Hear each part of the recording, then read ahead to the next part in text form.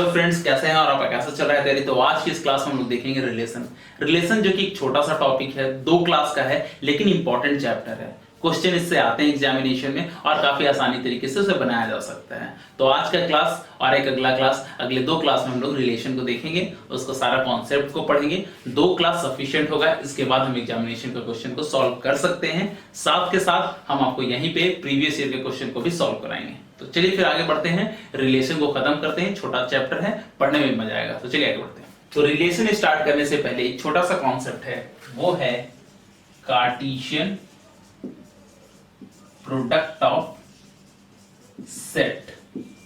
2 class में हमें पूरा कॉन्सेप्ट समझ में आ जाएगा और लेक्चर देखते देखते ही हमें पास्ट ईयर का क्वेश्चन भी सॉल्व हो जाएगा। ठीक है, तो सबसे पहले हम देखेंगे कि कार्टेशियन प्रोडक्ट ऑफ सेट क्या है। तो सेट थ्योरी भी मैंने आपको पढ़ा रखा है, अगर जरूरत है तो आप उसको देख लीजिए, वैसे यहाँ जरूरत नहीं पड़ेगा। ठीक है, तो मान लिया जाए कि कोई एक सेट हमारा ए है, कोई एक सेट हमारा बी है।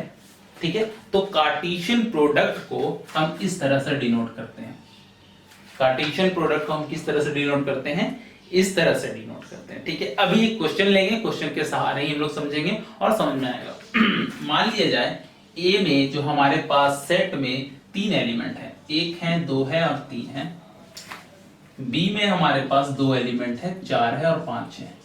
तो अगर हम आपसे बोले कि Cartesian product of A cross B बताओ, तो क्या होगा बताओ आप। इसका पहला प्रोडक्ट लो, इसका दूसरा लो, फिर इसका पहला प्रोडक्ट लो, इसका दूसरा लो। ठीक है, मतलब पहला हम इसको उठाएंगे, उसके बाद इसका सारा उठाते चलेंगे। 1 को उठाया तो 1 के साथ 4 दिया, 1 को उठाया तो 1 के साथ 5 दिया, तो 1 का काम खत्म। अब 2 को उठाओ, तो 2 उठाया तो यहाँ 4, फिर 2 उठाए यहाँ 5, 2 का काम खत्म। अब 3 उठाओ, तो 3 लिखे 4, 3 लिखे 5। तो ये हो गया हमारा Cartesian product of A cross B. समझ में आया आपको क्या करना है कि अगर ए का हमें एलिमेंट दिया है, बी का हमें एलिमेंट दिया है, तो कैसे निकालना है। ए के पहले एलिमेंट को लिखेंगे और बी का सारा एलिमेंट लेते चलेंगे। तो 1 4 1 5, फिर 2 4 2 5 3 4 और 3 5। ठीक है, तो इसको हम लोग बोलेंगे कार्टेशियन प्रोडक्ट ऑफ सेट। तो इसमें हम देख रहे हैं कि हमारा इसमें एक अलग अलग पेयर बन रहा है, अलग अलग पेयर बन रहा है। इसको हम लोग बोलते हैं ऑर्डर्ड पेयर।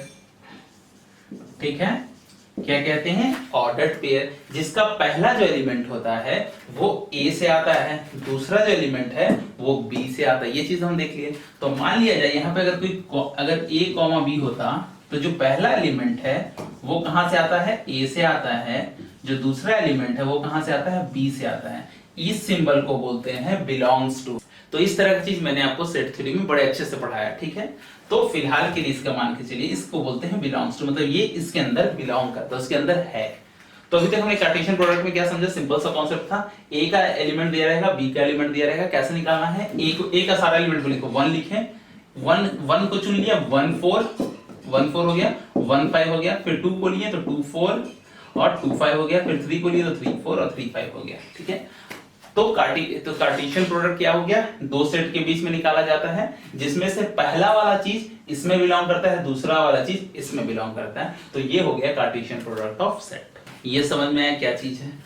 ठीक है, तो अगर हम मोटा मोटे तौर पे समझें कि ए क्रॉस बी का मतलब क्या होता है, ये बता रहा है कि ए का जो हमारा एलिमेंट है और बी का जो हमारा एलिमेंट है, उन सब के बीच में जितने तरह का रिलेशन बन सकता है ये बता रहा है, जितने तरह का ऑर्डर पेयर बन सकता है वो बता रहा है। वही बता रहा है कि इसको और इसको लेके जितने तरह का पेयर बन सकता है वो क्या है? कार्टेशियन प्रोडक्ट है। कार्टेशियन प्रोडक्ट क्या होता है कि अगर हम ये बता रहे हैं मेरे पास एक ये सेट है, एक ये सेट है, तो कार्टेशियन प्रोडक्ट में हम क्या बना रहे हैं? पेयर बना रहे हैं। तो इससे ये समझ रहे हैं कि इन दोनों को मिला के जितना पेयर बन सकता है वो सारा कुछ इसके अंदर आ रहा है। अगला और इसके अलावा आप कोई पेयर बना सकते हैं, देखिए, क्योंकि सारा पेयर तो हमने बना ही लिया है, क्योंकि हम ए से बी का पेयर बना रहे हैं, तो सारा पेयर तो इसके अंदर आ ही चुका है। तो कार्टेशियन प्रोडक्ट क्या है? कार्टेशियन प्रोडक्ट मतलब कि जितने तरह का पेयर एक सेट और 2 सेट को लेके बन सकता है वो सारा पेयर बन चुका है। ठीक है, ये चीज हमको समझ में आया। ऐसे अगर हमारा सेट अगर स्ट्रांग है तो पढ़ने में और मजा आएगा। तो आपने नहीं देख रखा है तो आप इस वीडियो को देखने के बाद सेट थ्योरी का वीडियो देख लीजिए, ऐसे अभी ये समझ में आएगा। ठीक, चलिए यहां तक चीजें आपको क्लियर है? ठीक है, अब हम उस स्थान पे बैठे हैं कि हम अब रिलेशन पढ़ सकते हैं। सबसे बड़ी बात कि हम क्या पढ़ रहे हैं, रिलेशन। अब आप मैथमेटिक्स को भूल जाइए, ठीक है, मैथमेटिक्स को हम लोग भूल जाते हैं। समझते पहले रिलेशन क्या है, क्या होता है रिलेशन। सपोज कोई अगर एक लड़का है मोहित और कोई एक लड़का है राज, ये अगर आपस में फ्रेंड हैं तो इनके बीच में क्या रिलेशन है, रिलेशन तो यही है ना कि ये आपस में दोस्त हैं, तो इनमें जो रिश्ता क्या है, रिश्ता दोस्ती का है। तो जो समझते हैं रिलेशन, रिश्ता, उसी चीज को हम लोग पढ़ेंगे मैथमेटिकली रूप से। तो चीजों का सही होना, कॉन्सेप्ट का बनना जरूरी है। तो रिलेशन क्या है, जैसे कि हम आपसे ये बोले मोहित और राज के बीच में क्या रिलेशन है, सो दे आर फ्रेंड्स, उनके बीच में दोस्ती का रिलेशन है। इन चीजों को हम मैथमेटिकल रूप से समझेंगे, ठीक है। तो रिलेशन क्या है, अगर हम देखे थे कि कोई सेट ए था और कोई सेट बी था, ठीक है, तो इसमें इसका जो सारा ऑर्डर पेयर जो निकल रहा था वो कार्टेशियन प्रोडक्ट से निकल गया था। मतलब इससे इसका जितना भी पेयर बन सकता है वो इसके अंदर तो आ ही रहा था, हमने देखा था, क्लियर है। तो जो भी हम रिलेशन निकालेंगे, जो रिलेशन निकालेंगे वो इसका एक छोटा सा पार्ट होगा, इसका एक पार्ट होगा। कैसे, अभी हम लोग समझेंगे। तो जो भी हम लोग ऑर्डर पेयर निकाल रहे थे, ए और बी से निकल के जितना भी ऑर्डर पेयर हो सकता था वो सारा इसके अंदर बिलोंग कर रहा था, इस वाले के अंदर, है ना। इसका अगर जितना भी प्रोडक्ट था, इसका जो भी प्रोडक्ट था, इसका जो भी एलिमेंट था, इसका जो भी एलिमेंट था, तो उसका जो हम कार्टेशियन प्रोडक्ट निकाले थे, तो जितना भी ऑर्डर पेयर बन सकता था वो सारा बन जाएगा इसके अंदर। तो जो रिलेशन होगा, जो रिलेशन हम निकालेंगे वो रिलेशन हम इसी के बीच का निकालते हैं। अब जितना भी ऑर्डर पेयर बन सकता है उसी में से कुछ रिलेशन फाइंड होगा। अभी हम देखेंगे कैसे फाइंड होगा। जैसे कि इसके पास अगर कोई हमारे पास एलिमेंट होता है, जैसे 1 2 3 होता है एलिमेंट, मान के चलिए 1 2 और 3 एलिमेंट होता है। इसके पास कोई एलिमेंट होता, वो होता 4 और 6, तो इन दोनों का कितना ऑर्डर पेयर निकलता, जो भी ऑर्डर पेयर बनता वो इसके अंदर आता। मतलब कैसे, 1 को लीजिए फिर 4 लिखिए, 1 को लीजिए 6 लिखिए, 2 को लीजिए 4 लिखिए, 2 को लीजिए 6 लिखिए, 3 को लिखिए 4 लिखिए, 3 को लिखिए 6 लिखिए। तो जितने तरीके का ए से लेके बी के बीच में ऑर्डर पेयर बन सकता है वो तो ये बनाएगा ही बनाएगा। रिलेशन क्या होगा, इसका छोटा सा सब पार्ट होगा, छोटा सा टुकड़ा होगा। कैसे, अगर हम आपको ये रिलेशन इसमें बोले, ये जो ऑर्डर पेयर बना है इसमें से ये रिलेशन बोले कि जो हमारा दूसरा एलिमेंट है वो पहले एलिमेंट के दुगना हो। हम क्या आपको रिलेशन बनाने बोल रहे हैं कि जो हमारा दूसरा एलिमेंट है वो पहले एलिमेंट के दुगना हो, ये रिलेशन बनाना है। तो किसमें बन रहा है, हम देख रहे हैं कि ये वाला है और एक ये वाला है, तो ये दो हमारा रिलेशन में आएगा, बाकी लोग रिलेशन में नहीं। समझ में आया। पहले हम आपको कॉन्सेप्ट क्या बताना चाह रहे हैं कि जितना भी ऑर्डर पेयर बन सकता है, ऑर्डर पेयर बन सकता है वो तो कार्टेशियन प्रोडक्ट में बन ही जाएगा। इसके अलावा तो कुछ बन ही नहीं सकता। इन दोनों के बीच में क्या बन सकता है, 1 4 1 6 2 4 2 6 3 4 3 6, हमने सारा तो बना दिया। तो जो रिलेशन बनेगा वो इसका ही पार्ट होगा। अगर हम आपसे बोले कि जिसका जो दूसरा एलिमेंट है वो पहला एलिमेंट के दुगना हो, तो ऐसा कितना ऑर्डर पेयर बनेगा, एक यही बन रहा है और एक यही बन रहा है। तो ये और ये बस दो रिलेशन का पार्ट होगा, ये दोनों रिलेशन में आएगा, बाकी सब रिलेशन का पार्ट नहीं होगा। कैसा रिलेशन है, ऐसा रिलेशन है कि जिसमें दूसरा वाला जो एलिमेंट है वो पहला वाले एलिमेंट के दुगना है। मोहित और राज में कैसा रिलेशनशिप था कि वो एक दूसरे के फ्रेंड थे। इन दोनों के बीच में कैसा रिलेशन है कि जो दूसरा वाला एलिमेंट है पहले वाले एलिमेंट के दुगना है।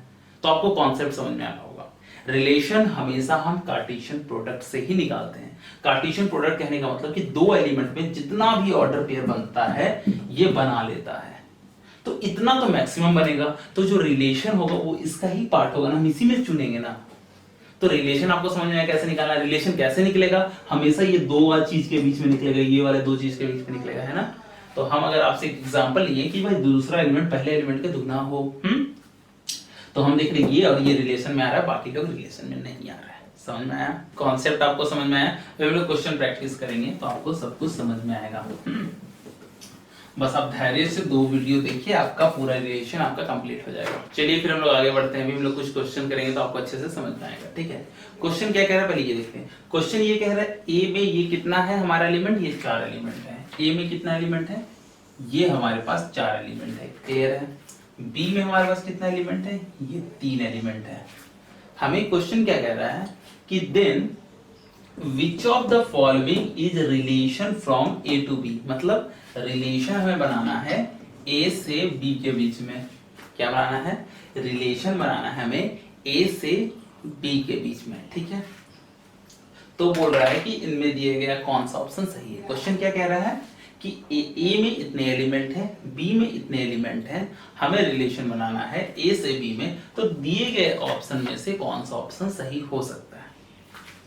मतलब हमें जो रिलेशन बनाना, क्या बनाना है, ए से बी में, ठीक है। तो मतलब ए क्रॉस बी वाला ही सिचुएशन होगा। मतलब पहला एलिमेंट ए का होना चाहिए, दूसरा एलिमेंट बी का होना चाहिए। तो देखते हैं, ये पहला एलिमेंट ए का है, ठीक है, कोई दिक्कत नहीं। दूसरा एलिमेंट बी का है, कोई दिक्कत नहीं, ये सही चल रहा अभी तक। आगे बढ़ते हैं। ये दो तो लेकिन इसमें आ रहा है, आना चाहिए था इसमें, क्योंकि पहला एलिमेंट तो ए में आना चाहिए, तब ना दूसरा एलिमेंट बी में आना चाहिए। क्यों? रिलेशन बोला है ए से बी में, लेकिन ये क्या आ जा रहा है, ये तो बी से ए आ रहा है, क्योंकि ये दो तो बी का पार्ट है, तो ये बी से ए आ रहा है, तो ये तो रिलेशन गलत हो गया। क्यों? क्योंकि हमें बोला था रिलेशन बताओ ए से बी में, तो पहला जो एलिमेंट आना चाहिए वो ए का आना चाहिए, दूसरा जो एलिमेंट आना चाहिए वो बी का आना चाहिए। तो इसमें तो पहला ए इसमें से आ रहा है, बी इसमें से आ रहा है, चीज ओके। लेकिन यहाँ पे हम देख रहे हैं ये 2 तो इसमें से आ जा रहा है और बी उसमें से आ रहा है, तो उल्टा आ जा रहा है, तो ये तो गलत हो गया। आगे बढ़ते हैं दूसरा में, ए इसमें से आ रहा है, ठीक है, 1 इसमें से आ रहा है, ठीक है, पहला एलिमेंट इसमें से आ रहा है, ठीक है, दूसरा एलिमेंट इसमें से आ रहा है, पहला इसमें से आ रहा है, दूसरा इसमें से आ रहा है, पहला इसमें से आ रहा है, दूसरा इसमें से आ रहा है, तो ये सब कुछ सही आ रहा है, कोई दिक्कत नहीं है, सही ऑप्शन है। तीसरा भी एक बार देख लेते चलिए। ये बोल रहा है 1a, तो 1 किस में है, 1 तो b में है, a किस में है, a तो इसमें है, ये तो b2a आ गया रिलेशन। ये 2 किस में है, इसमें है, b किस में है, इसमें है, 3 किस में है, इसमें है, c किस में, इसमें। तो ये तो उल्टा आ रहा है, ये तो b से a का रिलेशन आ रहा है। तो अगर हमसे पूछता कि b से a का रिलेशन कौन है, तो c होता। a से b का रिलेशन कौन है, तो हमारा तो b आंसर आ रहा है। ये चीज आपको समझ में आया होगा कि भाई a से b के बीच में रिलेशन पूछ रहा है, तो पहला एलिमेंट हमारा a का होना चाहिए, दूसरा एलिमेंट हमारा b का होना चाहिए। इससे एक निष्कर्ष हम और निकाल सकते हैं कि भाई ये जो रिलेशन निकला, देखिए रिलेशन में हमारे पास 4 एलिमेंट आ रहा है। अब कुछ भी रिलेशन अगर इसमें हमारा 4 एलिमेंट आ रहा है, लेकिन जो हमारा कार्टेशियन प्रोडक्ट होगा उसमें तो बहुत सारे एलिमेंट आएगा ना। क्यों? कैसे? a को लो, पहले a को उठाओ और इसका सारा, मतलब a1 a2 a3, है ना। a को उठाएं इसका सारा, b को उठाएं तो b1 b2 b3, उसी तरह c को उठाएं तो c1 c2 c3, है ना। फिर d को उठाएं तो d1 d2 और d3। तो हम देख रहे हैं जो हमारे पास पूरा जो कार्टेशियन प्रोडक्ट बना ये और ये, वो इतना सारा बना, रिलेशन हमारा 4 का ही बना, कार्टेशियन प्रोडक्ट इतना बना, रिलेशन 4 का ही बना। तो इससे हम यही निष्कर्ष निकाल पाए ना कि जो रिलेशन बनेगा वो हमको पता है इन्हीं में से कुछ एलिमेंट का बनेगा। तो देख रहे हैं 4 एलिमेंट का बना, बाकी एलिमेंट का नहीं बना, लेकिन कार्टेशियन प्रोडक्ट में सारा कुछ आ जाता है। इसलिए जो हम आपको बताएं, कार्टेशियन प्रोडक्ट में सारा ऑर्डर पेयर आएगा, लेकिन जो रिलेशन बनेगा इनमें से किसी कुछ चुनिंदा लोगों के बीच में होगा। समझ में आया? जैसे कि इसको इस तरह से भी हम समझते हैं, जैसे मेरे घर में 5 आदमी, मान के एग्जांपल चलते हैं, हम रिलेशन निकालना चाहते हैं भाई का। तो मेरे घर में सिस्टर भी है, मदर भी है और हमारे फादर भी हैं, लेकिन हमारे रिलेशन में कौन आएंगे? रिलेशन में मैं और मेरे भाई आएंगे, है ना। लेकिन अगर हम इसको कार्टेशियन प्रोडक्ट की तरह समझे तो हमारे पास 5 लोग हैं, लेकिन हमारे रिलेशन में से सिर्फ 2 बंदे आ रहे, मैं और मेरा भाई। उसी तरह ए और बी के बीच में तो इतने तरह का ऑर्डर पेयर बन सकता है, लेकिन डिपेंड करता है कि क्या रिलेशन आपको बनाना है। उस रिलेशन के अंतर्गत हमारे पास 4 ऑप्शन बन रहा था, तो ये है। अभी रिलेशन कुछ भी हो सकता है, अभी हम लोग पढ़ेंगे आगे। चलिए आगे बढ़ते हैं, थोड़ा सा हम देखते हैं डोमेन और रेंज। डोमेन एंड रेंज, इसको हम लोग अच्छे से पढ़ेंगे कैलकुलस में। जब हम लोग कैलकुलस पढ़ेंगे तो कैलकुलस का शुरुआती जो कॉन्सेप्ट है वो डोमेन और रेंज में ही है। लेकिन अभी हम लोग यहाँ छोटे से तरीके से समझते हैं कि जो भी हम रिलेशन लिखते हैं उसमें 2 एलिमेंट लिखते हैं ऑर्डर पेयर में, एक पहला एक दूसरा, है ना। तो पहले एलिमेंट को हम लोग कहेंगे डोमेन, ठीक है, दूसरे एलिमेंट को हम लोग कहेंगे रेंज।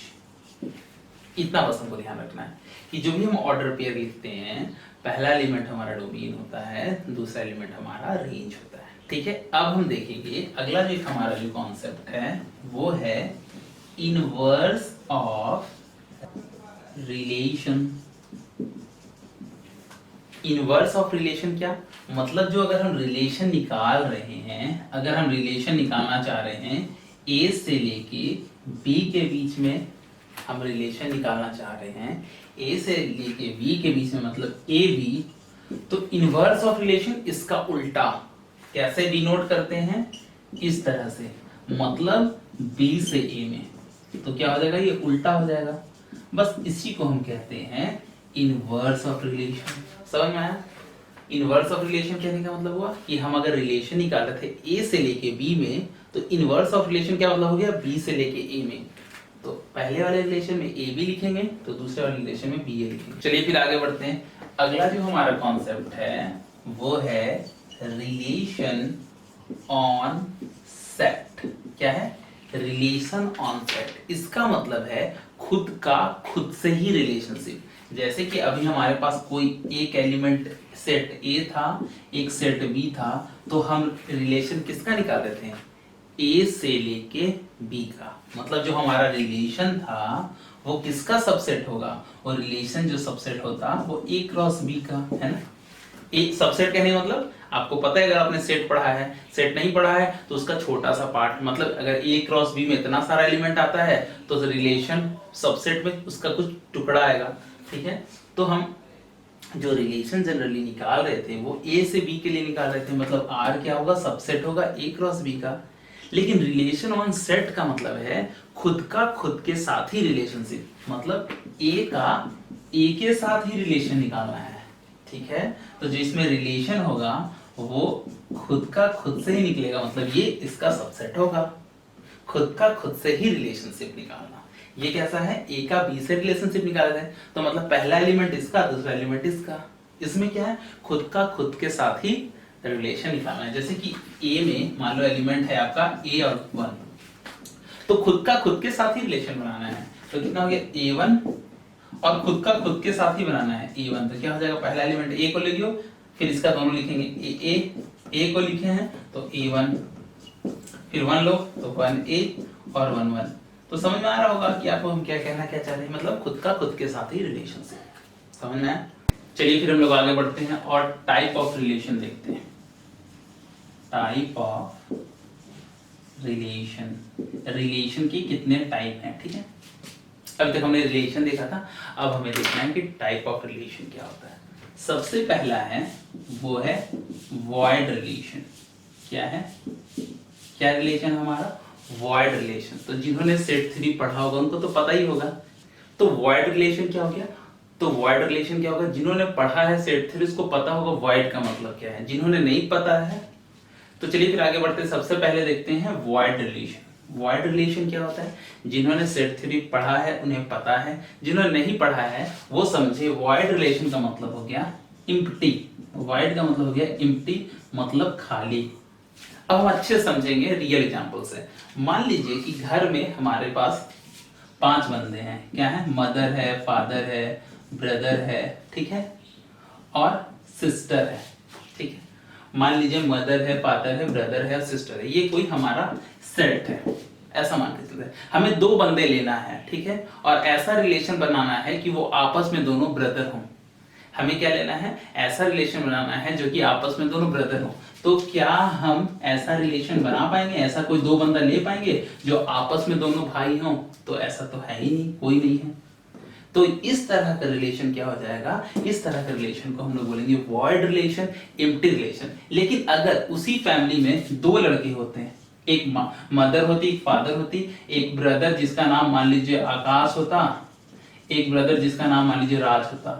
हमको अब बनाना है ऐसा रिलेशन, ऐसे 2 बंदों का रिलेशन जो आपस में ब्रदर हो। तो हमारे पास एक रिलेशन बन जाता, कौन सा, जिसमें आकाश और राज आ जाता। तो ये हमारा एम्प्टी और वॉइड रिलेशन नहीं होता, ठीक। क्यों, क्योंकि इसमें कोई ना कोई तो वैल्यू आ जा रहा है। तो वॉइड रिलेशन कहने का मतलब क्या हो गया, ऐसा रिलेशन जिसमें कोई भी वैल्यू ना आए, ठीक है। समझ में आया? एग्जांपल और एक लेके चलते हैं। अगर हम अगला एग्जांपल आपसे ले, जैसे कि हमारा कोई ए सेट है, जैसे 1 है, 2 है, 3 है, 4 है और 5 है, ये सेट है। हम आपसे बोले कि भाई तुम एक हमको रिलेशन बना के दिखाओ। रिलेशन में 2 नंबर ले लो और क्या हो कि दोनों नंबर को अगर हम जोड़ें तो ये ग्रेटर देन हो हमारा 4 से। क्या है, दोनों नंबर को हम जोड़ें तो ग्रेटर देन हो 4 से। मतलब 2 नंबर हमको लेना है ए और बी, और दोनों नंबर 4 से ज्यादा हो, ठीक है। तो कैसा होगा देखिए, तो हमारा जो रिलेशन बनेगा वो किस तरह बन सकता है, सकता है, 4 से ज्यादा होना चाहिए। तो एक लेंगे और 4 ले सकते हैं, 1 और 4 को जोड़ेंगे कितना हो जाएगा 5, ज्यादा है। 1 और 5 भी ले सकते हैं, इन दोनों को जोड़ेंगे तो कितना हो जाएगा 6, वो भी 4 से ज्यादा है। उसी तरह अगर हम 2 3 लें, इन दोनों को जोड़े तो भी 4 से ज्यादा है। 2 4 लें, 2 5 लें, और भी इस तरह से आते रहेगा, है ना। हमें क्या रिलेशन बनाना था, 2 नंबर लेना था, ऐसा 2 नंबर कि दोनों को जोड़े तो 4 से ज्यादा हो। तो देख रहे हैं हम ऐसे ऐसे नंबर ले सकते हैं, 2 नंबर जो कि 4 से ज्यादा हो। ये तो समझ में आ रहा है। तो ये एम्प्टी रिलेशन नहीं होगा। लेकिन अगर हम आपको ये बोल दें ये 14 हो, ऐसा 2 नंबर आपको ए से लेना है कि 2 नंबर को जोड़े और जोड़ने के बाद 14 से ज्यादा हो, तो क्या ऐसा कोई भी नंबर हम ले पाएंगे?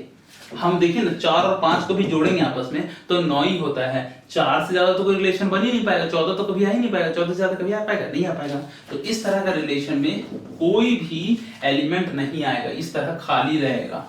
तो इस तरह के रिलेशन को बोलेंगे एम्प्टी रिलेशन, वॉइड रिलेशन, और इसको इस तरह से भी लिखा जाता है फाई। तो आपको समझ में आया कि वॉइड रिलेशन, एम्प्टी रिलेशन और फाई क्या चीज है? ऐसा रिलेशन जिसमें कोई भी एलिमेंट नहीं आए। ये समझ में आया। अगला बढ़ते हैं, वो है यूनिवर्सल रिलेशन। ये थोड़ा सा आपको थियोरेटिकल जा रहा है, लेकिन 2 क्लास में आपको समझ में आ जाएगा। इसके अलावा आपको कुछ भी करने की जरूरत नहीं है। अगर आपने वीडियो देख रखा है और वीडियो के क्वेश्चन को प्रैक्टिस कर लिया, दैट्स इनफ। जो भी जेएनयू बीएचयू जहां भी इससे क्वेश्चन आएगा वो आपसे पक्का बनेगा। तो अगला कौन सा है? Universal relation. ये क्या होता है, थोड़ा इसको समझते हैं। हमने आपको बताया कार्टेशियन प्रोडक्ट, ठीक है। कार्टेशियन प्रोडक्ट, मान लीजिए कोई ए सेट है, तो ए का ए से कार्टेशियन प्रोडक्ट क्या हो जाएगा, मतलब जितने तरह का रिलेशन बन सकता है वो बन जाएगा। जैसे कि मान लीजिए 1 2 और 3 है ए, एक और ए ले लेते हैं 1 2 3, तो इन दोनों के बीच में जितना रिलेशन बन सकता है वो कैसे बनेगा? एक को लिए, इसका एक को लीजिए, मतलब इसका एक 1 1 1 1 1 2 1 1 3, है ना। फिर 2 को लिए 2 1 2 2, ठीक है, 2 और 3, कहीं कोई परेशानी नहीं। 3 1 3 2 3 3, तो ये हो गया, है ना। तो ये कैसा हो गया? जितने तरह का रिलेशन बन सकता है वो बन चुका, जितने तरह का रिलेशन बन सकता है वो बन चुका। तो इसको हम लोग क्या बोलेंगे? ये तो मैक्सिमम रिलेशन है, मैक्सिमम जितना तरीके का रिलेशन बन सकता है वो इस तरह से बना ए क्रॉस ए में, ठीक है। ये हमने पढ़ा था कार्टेशियन प्रोडक्ट मतलब सब कुछ हो सकता है। रिलेशन क्या होता है? इसमें से कुछ छोटा सा पार्ट, जो भी रिलेशन बनेगा इसी में से बनेगा।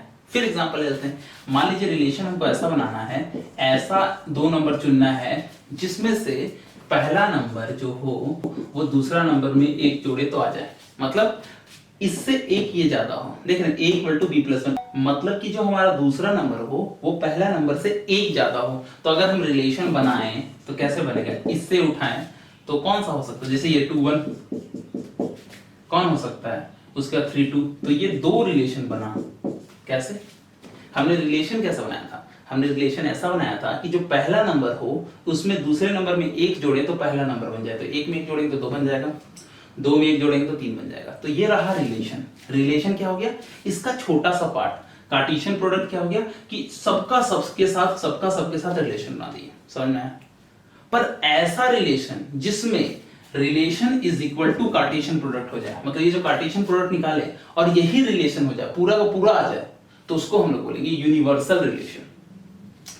छोटा सा एग्जांपल से और समझ लेते हैं, थोड़ा सा भी समझ में आने के लिए।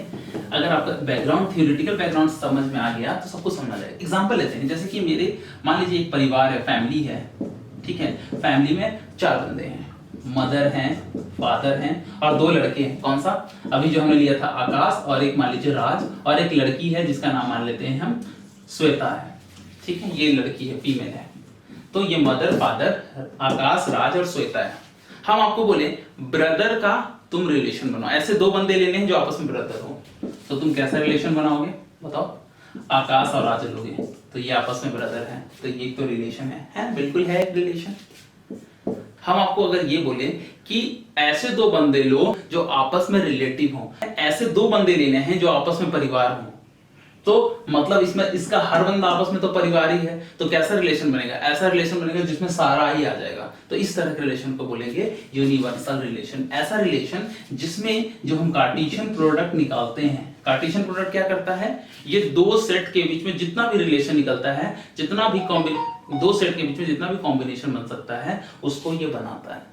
तो अगर आपका रिलेशन इसके बराबर हो जाए, मतलब इसमें जितना एलिमेंट आ रहा है वही अगर रिलेशन में आ जाए तो उसको बोलेंगे यूनिवर्सल रिलेशन।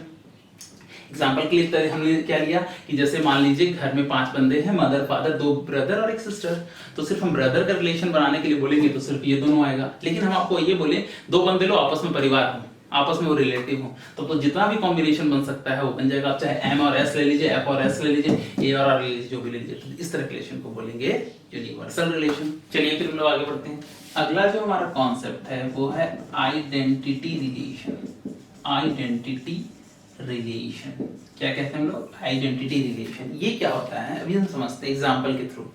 मान लीजिए कि कोई सेट है जिसमें लिखा हुआ है 1 2 3 और 4, ये एलिमेंट है, ये सेट है हमारा, ठीक है। आइडेंटिटी रिलेशनशिप ये कहता है, आइडेंटिटी रिलेशनशिप कि जो भी इसमें एलिमेंट है वो पेयर में आए। जैसे 1 है तो 1 1 हो, 2 है तो 2 2 हो, 3 है तो 3 3 हो, 4 है तो 4 4 हो।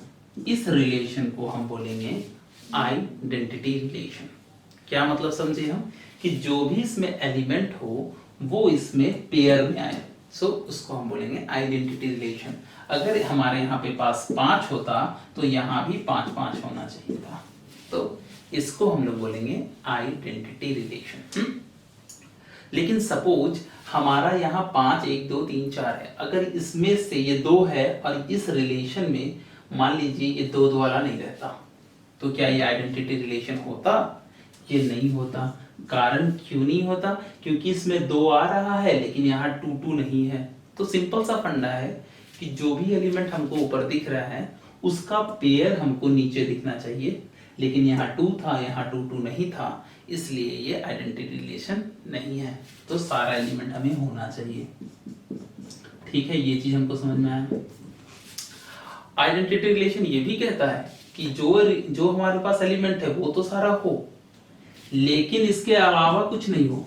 मान लीजिए ऐसा रिलेशन होता जिसमें 5 है तो 5 5 है, 1 है तो 1 1 है, 2 है तो 2 2 है, 3 है तो 3 3 है, 4 है तो 4 4 है, सब कुछ है, लेकिन एक एलिमेंट 1 5 भी है, एक एलिमेंट 2 3 भी है, तो ये जो सारा चीज आ गया इसके कारण ये आइडेंटिटी रिलेशनशिप नहीं रहेगा। तो आइडेंटिटी रिलेशनशिप कब नहीं रहेगा? इसमें से दिए गए किसी भी एक नंबर, जैसे 2, अगर इसमें 2 2 नहीं हो तो आइडेंटिटी रिलेशन नहीं रहेगा, या इसके अलावा इसमें जो भी हो पेयर में होना चाहिए, पेयर में होना चाहिए। पेयर के अलावा अगर कुछ भी नंबर आ जाए तो वो आइडेंटिटी रिलेशनशिप नहीं रहेगा। ये चीज बेसिक है, क्लियर हो गया होगा आपको कि क्या है। तो आइडेंटिटी रिलेशनशिप क्या होगा, बस यही होगा, जो भी इसमें नंबर है उसका double double double double double, उसको कहते हैं हम लोग आइडेंटिटी रिलेशनशिप। अभी इसके बाद हम लोग आगे बढ़ते हैं। 3 मेजर कॉन्सेप्ट है जो कि सबसे ज्यादा इंपॉर्टेंट है रिलेशन में, उसको समझते हैं। उसके बाद हम लोग 2 क्वेश्चन अभी प्रैक्टिस करते हैं। अगले क्लास में हम लोग उसको अच्छी तरह से और प्रैक्टिस करेंगे। 2 क्लास में हमारा रिलेशन कंप्लीट हो जाएगा और जो भी क्वेश्चन है उसमें हमें बनेगा। ये चीज आपको समझ में आया कि आइडेंटिटी रिलेशनशिप क्या है। अब जो सबसे इंपॉर्टेंट कॉन्सेप्ट है रिलेशन का वो हम पढ़ेंगे, वो है पहला कॉन्सेप्ट है रिफ्लेक्सिव, ठीक है। रिलेशन, हमारा जो पहला कॉन्सेप्ट है वो है रिफ्लेक्सिव रिलेशन। रिफ्लेक्सिव रिलेशन क्या होता है अभी हम समझते हैं। मान लीजिए कि कोई ए है, ठीक है, और इसमें से कोई नंबर है इस तरह का, ठीक है। रिफ्लेक्सिव रिलेशन ये कहता है कि आपका जो भी रिलेशन बन रहा है, जो भी आपसे रिलेशन बन रहा है उसमें हमें पेयर चाहिए। मतलब 1 है तो 1 1 चाहिए, 2 है तो 2 2 चाहिए, 3 है तो 3 3 चाहिए, 4 है तो 4 4 चाहिए, और 5 है तो 5 5 चाहिए। तो इस रिलेशन को हम बोलेंगे रिफ्लेक्सिव रिलेशन। मतलब कि अगर हमारा रिफ्लेक्सिव रिलेशन से हम ये समझें कि हमें A should be belongs to R, कहना क्या चाह रहा, देखिए इसका मतलब है कि ये R में हो, इसको हम अपने ऑलरेडी हम आपको बताते हैं, इसको बोलते हैं belongs to। मतलब ये जो पेयर है वो R में हो, मतलब R में पेयर हो। अगर हम समझें इसको इस तरह से तो इसमें जो भी एलिमेंट है 1 है तो 1 1 हो, 2 है तो 2 2 हो, 3 है तो 3 3 हो, 4 है तो 4 4 हो, 5 है तो 5 5 हो, इसको बोलेंगे रिफ्लेक्सिव रिलेशन, ठीक है। अब आप हमसे पूछिएगा कि आइडेंटिटी और रिफ्लेक्सिव में क्या अंतर है। ये तो आइडेंटिटी रिलेशन भी जो भी हमने पढ़ा, आइडेंटिटी और रिफ्लेक्सिव में यही अंतर है कि अगर यहां तक हो तब तो आइडेंटिटी होगा। आइडेंटिटी कहता है कि जो भी मेरे पास हो वो सिर्फ पेयर हो, इसके अलावा कुछ नहीं हो। रिफ्लेक्सिव कहता है हमको पेयर दे दो, उसके बाद जो भी हो उससे मतलब नहीं। जैसे कि यहाँ 1 3 हो, 2 3 हो, 4 5 हो, इससे कोई मतलब नहीं रिफ्लेक्सिव को। रिफ्लेक्सिव को बस इससे मतलब है कि अगर 1 है तो 1 1 होना चाहिए, 2 है तो 2 2 होना चाहिए, 3 है तो 3 3 होना चाहिए, 5 है तो 5 5 होना चाहिए। उसके अलावा क्या है उससे हमें मतलब नहीं है, ठीक है। उसके अलावा क्या है उससे हमें मतलब नहीं है, लेकिन जो एलिमेंट है उसका डबल हमको चाहिए। और आइडेंटिटी क्या कहता है कि सिर्फ हमें डबल चाहिए, ये सब चीज हमको नहीं चलेगा। अगर हमें 1 है तो 1 1 और मतलब जो भी एलिमेंट है उसका डबल डबल ही चाहिए, ये सब नहीं चलेगा हमें। रिफ्लेक्सिव क्या कहता है कि हमें डबल डबल दे दो, उसके अलावा जो देना है दो, चलेगा। ठीक है, समझ में आया। अब आपसे एक क्वेश्चन उठेगा, क्या रिफ्लेक्सिव रिलेशन आइडेंटिटी होता है? रिफ्लेक्सिव की आइडेंटिटी हो सकता है? तो इसका आंसर है हाँ भी और नहीं भी। अगर इस रिलेशन को देखें, क्या ये रिफ्लेक्सिव रिलेशन आइडेंटिटी रिलेशन है? तो नहीं है। क्यों नहीं है? क्योंकि इसमें ये सारा चीज आ गया है, इसलिए ये रिफ्लेक्सिव रिलेशन आइडेंटिटी रिलेशन नहीं है। लेकिन अगर इस चीज को हम हटा दें तो क्या ये रिफ्लेक्सिव रिलेशन है? हाँ, रिफ्लेक्सिव रिलेशन है। क्या ये आइडेंटिटी रिलेशन है? हाँ, ये आइडेंटिटी रिलेशन है। तो रिफ्लेक्सिव रिलेशन आइडेंटिटी रिलेशन भी हो सकता है और आइडेंटिटी रिलेशन नहीं भी हो सकता। अगर ऐसा है तो आइडेंटिटी रिलेशन है, और अगर इसी में हम ऐसा जोड़ देंगे तो ये आइडेंटिटी रिलेशन नहीं है। लेकिन अगर हम आपसे उल्टा पूछें कि आइडेंटिटी रिलेशन रिफ्लेक्सिव रिलेशन होगा क्या, तो आइडेंटिटी रिलेशन तो यही होगा, इसमें तो कुछ जोड़ घटा नहीं सकते। तो आइडेंटिटी रिलेशन हमेशा रिफ्लेक्सिव रिलेशन होगा। तो आइडेंटिटी रिलेशन हमेशा रिफ्लेक्सिव रिलेशन होगा पक्का, क्योंकि आइडेंटिटी रिलेशन में क्या होता है, डबल वाला। रिफ्लेक्सिव को क्या चाहिए, डबल वाला। उसके बाद कुछ हो या नहीं हो कोई फर्क नहीं पड़ता है। ये चीज हमने समझा। तो हमने यहां से क्या कॉन्सेप्ट निकाला, रिफ्लेक्सिव का मतलब हो गया ए बिलोंग्स टू आर, और हमने कुछ यहाँ पे की नोट निकाला। क्या पहला नोट निकाला क्या कि आइडेंटिटी जो रिलेशन है इज ऑलवेज रिफ्लेक्सिव, ठीक है। बट इसका उल्टा vice versa is not always exist. हम क्या है बताएं आपको कि आइडेंटिटी रिलेशनशिप तो हमेशा रिफ्लेक्सिव होगा, लेकिन वाइस वर्सा मतलब इसका उल्टा, मतलब रिफ्लेक्सिव रिलेशनशिप हमेशा आइडेंटिटी हो ये पॉसिबल नहीं है। कभी हो भी सकता है, कभी नहीं भी हो सकता है। तो हमने ये चीज समझा कि रिफ्लेक्सिव क्या है। दूसरा जो हमारा कॉन्सेप्ट है वो है सिमेट्रिक रिलेशन। सिमेट्रिक रिलेशन क्या है हमारा दूसरा कॉन्सेप्ट, सिमेट्रिक रिलेशन। ठीक है, अभी समझते हैं। जैसे कि अगर मान लीजिए ए और बी कोई दो नंबर है, ये अगर रिलेशन में है, देन बी ए भी रिलेशन में हो तो इस रिलेशन को बोलेंगे सिमेट्रिक रिलेशन। मतलब ए बी भी अगर रिलेशन में हो, इसका उल्टा बी ए भी रिलेशन में हो, तो इसको हम लोग बोलेंगे सिमेट्रिक रिलेशन। एग्जांपल से समझते हैं। जैसे कि हमारा रिलेशन है 1 2 3 1 और 2 2, ये क्या हमारा सिमेट्रिक रिलेशन है। सिमेट्रिक रिलेशन कहता क्या है कि ए बी अगर हमारा है तो उसका उल्टा बी ए भी हो, ठीक है। ए बी अगर हमारा है तो उसका उल्टा बी ए भी हो। तो 1 2 है तो इसका उल्टा 2 1 होना चाहिए, इसका उल्टा 2 1 होना चाहिए। अगर 3 1 है तो इसका उल्टा 1 3 होना चाहिए। और 2 2 का उल्टा तो क्या हो सकता है, 2 2 का उल्टा तो 2 2 ही होगा, तो इसको लिखने की जरूरत नहीं। तो अगर इस रिलेशन की बात करें तो ये सिमेट्रिक रिलेशन है। क्यों है सिमेट्रिक रिलेशन? क्योंकि अगर इसमें 1 2 है तो इसका उल्टा 2 1 भी है, इसमें 3 1 है तो इसका उल्टा 1 3 भी है। 2 2 को तो लिखने की जरूरत नहीं, 2 2 का उल्टा 2 2 ही होगा। तो ये हमारा सिमेट्रिक रिलेशनशिप है। लेकिन अगर इसमें से कोई भी एक चीज नहीं होता तो ये सिमेट्रिक नहीं होता। क्यों? क्योंकि 1 2 है तो इसका उल्टा 2 1 है, हाँ है, तो ये तो काम बन गया। 2 2 है तो 2 2 का उल्टा तो 2 2 ही होगा, तो इसका भी काम बन गया।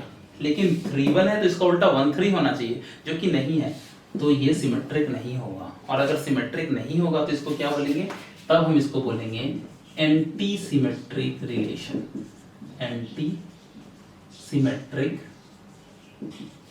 रिलेशन। अगर सिमेट्रिक है तो सिमेट्रिक रिलेशन, सिमेट्रिक नहीं है तो एंटी सिमेट्रिक रिलेशन, ठीक है, ये चीज हुआ। अभी सिमेट्रिक रिलेशन को हम कैसे दर्शा सकते हैं? मान लीजिए हमारे पास 3 लड़के हैं, कौन सा, अजय, सुरेश और मान के चलते हैं राहुल। ये 3 लड़के हैं और तीनों आपस में भाई हैं। तो भाई का रिलेशन, 2 बंदे लो और 2 बंदे का भाई का रिलेशन बनाओ। तो हम कैसे बना सकते हैं? AS AR, अगर मान लीजिए ऐसा ही लेके चले, ठीक है। ए तो एस का भाई है, आकाश तो सुरेश का भाई है और आकाश तो राहुल का भी भाई है। तो अगर एएस है तो इसका उल्टा हो सकता है क्या? मतलब ऐसे हो सकता है क्या? AR है तो उसका उल्टा RA हो सकता है क्या? देखिए जरा भाई, अगर अजय सुरेश का भाई है तो सुरेश भी तो अजय का भाई है। अगर भाई अजय राज का भाई है तो राज भी तो अजय का भाई है। तो हम देख रहे हैं अगर AS है तो उसका उल्टा ऐसे हो सकता है, AR है तो उसका उल्टा RA हो सकता है। तो इस तरह के रिलेशन को बोलेंगे सिमेट्रिक रिलेशन। और अगर ऐसा नहीं हो सकता है तो उसको हम बोलेंगे एसिमेट्रिक रिलेशन, ठीक है। अब एसिमेट्रिक रिलेशन का अगर एग्जांपल आपसे दें तो मान लीजिए कि एक कोई फादर है, फादर, मदर और सन है, ऐसा है। आपको रिलेशन बनाना है फादर और सन का, मतलब पहला वाला फादर हो दूसरा वाला सन। तो कैसे होगा? फादर मान लीजिए A है, ये B है और ये C है, ठीक है। तो रिलेशन कैसे बन जाएगा? AC बन जाएगा। क्यों? पहला वाला फादर हो दूसरा वाला सन हो, मतलब पहला बाप हो दूसरा बेटा हो। तो अगर AC है तो इसका उल्टा क्या CA हो सकता है? CA हो सकता है, मतलब क्या? पहले हमने क्या लिखा था? C का फादर कौन है? A। ये उल्टा करेंगे तो क्या A का फादर C है? नहीं, ये तो गलत हो गया ना। C तो इसका बेटा है। ये क्या बता रहा है? ये तो बोल रहा है कि A का फादर है C, लेकिन ये तो गलत है। ओरिजिनल में क्या है? C का फादर है, ये तो हो नहीं सकता है। तो इस तरह के रिलेशन को बोलेंगे एंटी सिमेट्रिक रिलेशन। ये समझ में आया? चलिए फिर आगे बढ़ते हैं। जो तीसरा जो हमारा सबसे इंपॉर्टेंट कॉन्सेप्ट है वो है ट्रांजिटिव रिलेशन। ट्रांजिटिव रिलेशन, ठीक है। ट्रांजिटिव रिलेशन हमसे क्या कहता है? जैसे कि हमसे सिमेट्रिक रिलेशन हमसे क्या कहा? सबसे पहले हमारा रिफ्लेक्सिव क्या कहा? रिफ्लेक्सिव तो ये कहा जो भी एलिमेंट है उसका डबल डबल हमें होना चाहिए, बाकी से मतलब नहीं। सिमेट्रिक ये कहा कि अगर हमारे पास AB रिलेशन में आ रहा है तो हमको BA भी रिलेशन में चाहिए, यही कहा था हमसे उसने। ट्रांजिटिव हमसे क्या कहता है? ट्रांजिटिव हमसे ये कहता है कि अगर AB आपका रिलेशन में आ रहा है, ठीक है, और अगर आपका BC भी रिलेशन में आ रहा है, ठीक है, तो हमको AC रिलेशन में चाहिए। समझ में आया क्या हुआ? अभी समझते हैं अच्छे से। कह रहा है कि अगर AB रिलेशन में आए, BC रिलेशन में आए, तो AC भी रिलेशन में आना चाहिए। कैसे समझेंगे? देखते हैं जरा। अगर AB है और BC है, इसमें अगर कोई कॉमन पॉइंट आ रहा है, क्योंकि A और B है और B और C है, तो ये B पे खत्म हुआ, ये B से स्टार्ट हुआ, तो इन दोनों के बीच में कॉमन पॉइंट आ गया, तो हमारा AC भी होना चाहिए, ये वाला, इन दोनों के बीच में भी रिलेशन बनना चाहिए। अगर AB में रिलेशन है, BC में रिलेशन है, तो B कॉमन पॉइंट हो गया, तो AC में भी रिलेशन होना चाहिए। एग्जाम्पल की तरफ बात करते हैं। अभी हम लोग इसको भी हम लोग कैसे समझेंगे? एग्जाम्पल से समझेंगे। जैसे ऐसा है, जैसे मान लीजिए 1 2 है, हमारा है 1 3 है, 2 5 है, ठीक है। मान लीजिए ये रिलेशन है। अगर हम आपसे ये पूछें क्या ये रिलेशन सिमेट्रिक रिलेशन है, तो सिमेट्रिक रिलेशन के लिए क्या होना चाहिए? अगर हम आपको ये बोले इसको सिमेट्रिक रिलेशन बनाओ, हम ऐसा लेके चलते हैं इस रिलेशन को सिमेट्रिक रिलेशन, इसको रिफ्लेक्सिव बनाओ, सिमेट्रिक बनाओ और ट्रांजिटिव बनाओ, सब बनाओ खुद से। तो इसको रिफ्लेक्सिव कैसे बना सकते हैं? इसमें हम देख रहे हैं कि एक तो 1 एलिमेंट आ रहा है, एक 2 आ रहा है, एक 3 आ रहा है और एक 5 आ रहा है। यही 4 मोटा मोटा एलिमेंट आ रहा है। रिफ्लेक्सिव कैसे बनेगा? रिफ्लेक्सिव कहता है जो भी एलिमेंट है उसका डबल है। तो इसमें हम सबसे पहले ये जोड़ देते हैं 1 1 2 2 3 3 और 5 5। तो ये क्या हो गया? ये रिफ्लेक्सिव बन गया। रिफ्लेक्सिव क्या कहता है कि जो भी एलिमेंट हो, तो हम सारा एलिमेंट निकाल लिए, उसका डबल डबल डबल होना चाहिए, तो रिफ्लेक्सिव बन गया, ठीक है। अब हमारा बनेगा सिमेट्रिक। कैसे बनेगा? अब उसको देखते हैं। 1 2 है, 1 2 है तो उसका उल्टा 2 1 भी होना चाहिए, तो 2 1 तो है नहीं, तो 2 1 भी हम इसमें जोड़ दिए। 1 3 है तो 1 3 का उल्टा क्या होना चाहिए? 1 3 का उल्टा 3 1 होना चाहिए, तो 3 1 भी इसमें हम जोड़ दिए। अच्छा 2 5 है तो 2 5 का उल्टा क्या होना चाहिए? 5 2 भी होना चाहिए, तो हम 5 2 जोड़ दिए। तो अब ये हमारा बन गया सिमेट्रिक भी। रिफ्लेक्सिव कैसे बना? हमने सारा एलिमेंट को निकाला, सब एलिमेंट को डबल डबल डबल कर दिया, तो रिफ्लेक्सिव बन गया। अब हम सारे एलिमेंट को उल्टा करके लिख दिए तो हमारा सिमेट्रिक बन गया। ठीक है, अब ट्रांजिटिव कैसे बनेगा? ट्रांजिटिव ये कहता है कि जैसे अगर 1 2 है तो ऐसा नंबर देखना हो जो 2 से स्टार्ट हो। अच्छा ये देखिए, ये 2 से स्टार्ट हो रहा है, ये रहा, ये 1 2 पे खत्म हुआ, ये 2 से स्टार्ट हुआ, तो 1 5 भी होना चाहिए। 1 5 है क्या? देखिए 1 5 नहीं है, तो अगर 1 5 नहीं है तो ये ट्रांजिटिव नहीं है। क्यों? क्योंकि ये 1 2 पे खत्म हुआ, ये 2 से स्टार्ट हुआ, तो 1 5 भी होना चाहिए, तो हमने यहाँ पे लिख दिया 1 और 5। समझ में आया कैसे ट्रांजिटिव कैसे समझ में आ रहा है? क्योंकि यहाँ लिखा था 1 2, यहाँ लिखा था 2 5, तो ये 2 2 कॉमन हो गया था, तो हमें 1 5 भी चाहिए था। ठीक है, ये चीज आपको समझ में आया होगा। ठीक है, अब हम देखते हैं ये अगर 3 पे खत्म हो रहा है तो 3 से स्टार्ट कौन सा हो रहा है? अगर ये 1 3 से खत्म हो रहा है तो 3 से स्टार्ट कौन हो रहा है? ये स्टार्ट हो रहा है, तो 3 3 को हटा दो और इसके बीच में रिलेशन होना चाहिए, तो 1 और 3 के बीच में रिलेशन होना चाहिए, तो 1 3 तो ऑलरेडी है। समझ देखनी, ये 1 और 3 है, ये जो 3 पे खत्म हो रहा है तो हमें देखना होगा 3 से स्टार्ट कौन हो रहा है, तो ये स्टार्ट हो रहा है 3 से, तो 3 3 को कट करो, इन दोनों को कट करो और इसमें रिलेशन होना चाहिए था, तो 1 3, तो 1 3 में तो ऑलरेडी है, तो कोई जरूरत नहीं है। अगला कौन 3 से स्टार्ट हो रहा है? ये, तो ये 3 पे खत्म हो रहा है, ये 3 से स्टार्ट हो रहा है, इन दोनों को ढक दो, तो क्या होना चाहिए? 1 और 1 होना चाहिए, तो 1 1 भी ऑलरेडी है, तो ठीक है, कोई दिक्कत नहीं है।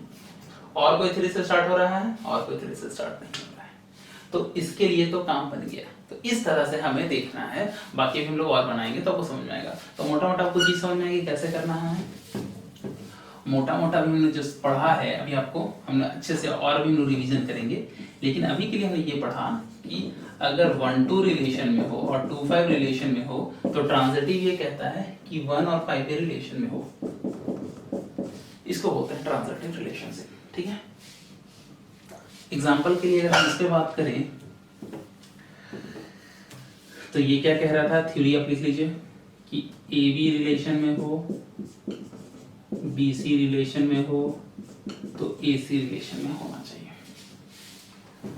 अगर हम आपसे ट्रांजिटिव रिलेशन का ऐसे अगर समझने के लिए उदाहरण लेना चाहें तो क्या लें? चलिए हम लेते हैं उदाहरण, ऐसा उदाहरण लेते हैं, ऐसा रिलेशन आपको लेना है, मान के चलिए जिसमें 2 नंबर हो ए और बी, ठीक है, और पहला नंबर दूसरा नंबर से बड़ा हो, तो ये क्या रिलेशन हमारा ट्रांजिटिव होगा कि नहीं होगा, ये बताना है। बोल रहा है ए बी से बड़ा हो, तो पहला हम लेके चलते हैं, पहला हम ले लिए ए और बी, ठीक है, जिसमें से ए बी से बड़ा है, ये मान के चले, अगर ए बी से बड़ा है, ठीक है, दूसरा हम खुद से मान के चले बी सी से बड़ा है, मतलब ए बी से बड़ा है और बी सी से बड़ा है, तो मान लीजिए ए 4 होगा बी 3 होगा, है ना, मान लीजिए तब ना, क्योंकि ऐसा नंबर हमको लेना है जिसमें से ए बी से बड़ा हो, तो हम मान लीजिए ए 4 है और बी 3 है, तो ए तो बी से बड़ा। दूसरा मान के चलिए कि बी सी हो, तो मान लीजिए बी तो 3 था, ये 2 है, तो क्या बी तो सी से बड़ा हो गया, तो क्या ए और सी का रिलेशन बन सकता है, मतलब 4 और 2 का रिलेशन बन सकता है?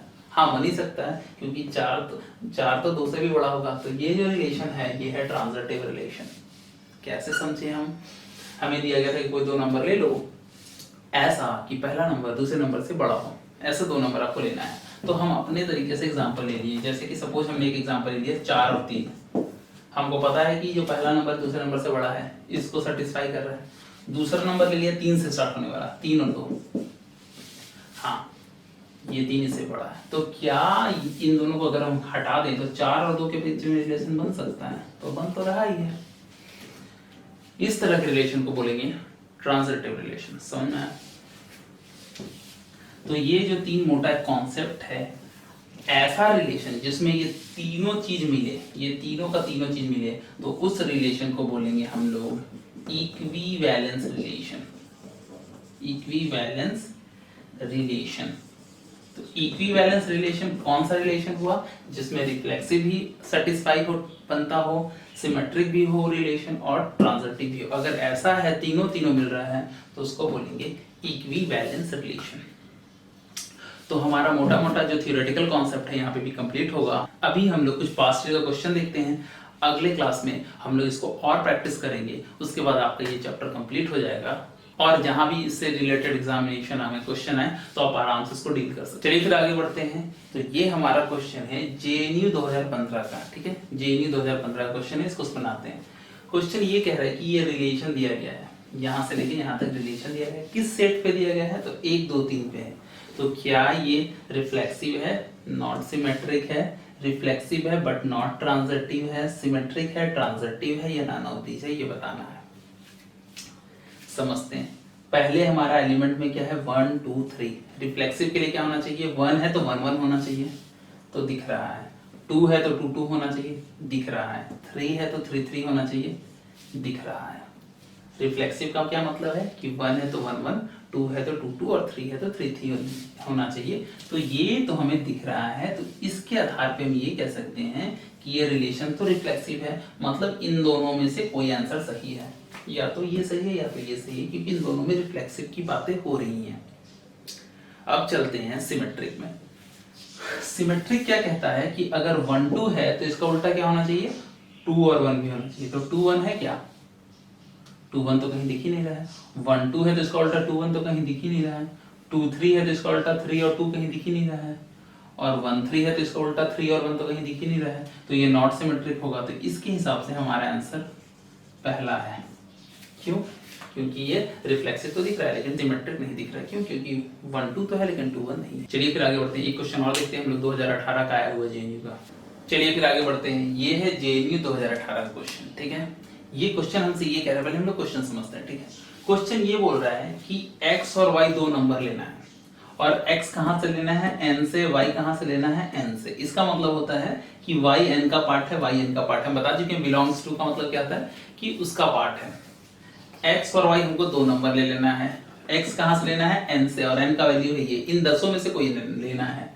y भी हमको n से लेना है, y का वैल्यू इन दसों में से कोई लेना है। y का वैल्यू जैसे हम 10 ले लिए, x का वैल्यू हम 4 ले लिए। ठीक है, कैसा x और y लेना है, ऐसा और x y को लेना है जो कि इसको सेटिस्फाई कर दे। मतलब x के जगह हम रखें और y के जगह रखें तो इसको, इस रिलेशन को बनाए तो 10 आ जाए। एग्जांपल से समझते हैं ना, अच्छा समझ में आएगा।